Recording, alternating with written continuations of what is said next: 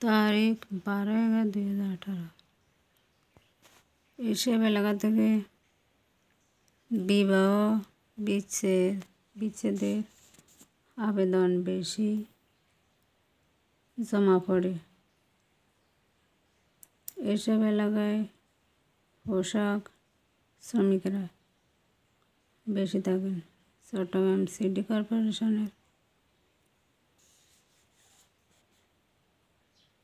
Special magistrate যুগ্ম জেলা জজ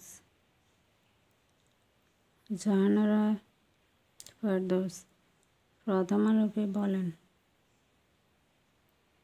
বিচ্ছেদের আবেদনকারীদের বেশিরভাগই নারী। তারা যে টাকা আয় করেন সেটি পাওয়ার জন্য স্বামীরা অত্যাচার করেন। অর্থনৈতিকভাবে স্বাবলম্বী হওয়া এসব নারী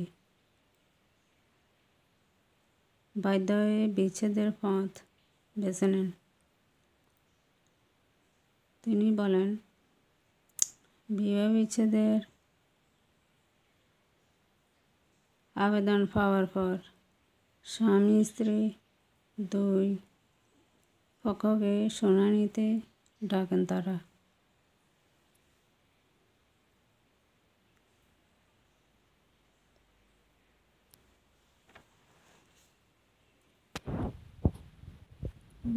কিন্তু বিচ্ছেদে আবেদন করার সমঝোতার মাধ্যমে সংসার টিকিয়ে রাখার ঘটনা খুবই কম। প্রতি 1000-এর সর্বোচ্চ 50টি ক্ষেত্রে সমঝোতা। সূত্র প্রথম সম্প্রতি চট্টগ্রাম সিটি কর্পোরেশনের স্পেশাল ম্যাজিস্ট্রেটের কার্যালয়ে এসেছিলেন এক তরুণী। বিয়ের 6.5 বছর পর সম্প্রতি স্বামীকে তালাক দেওয়ার আবেদন করেন তিনি। এই তরুণী বলেন, কয়েক বছর ধরে স্বামীর সঙ্গে বনিবনা হচ্ছে না।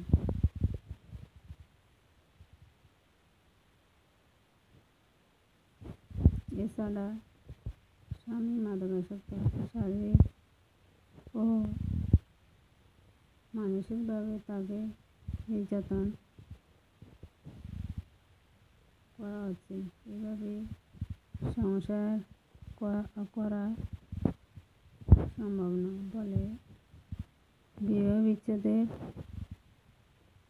সিদ্ধান্ত নেন তিনি।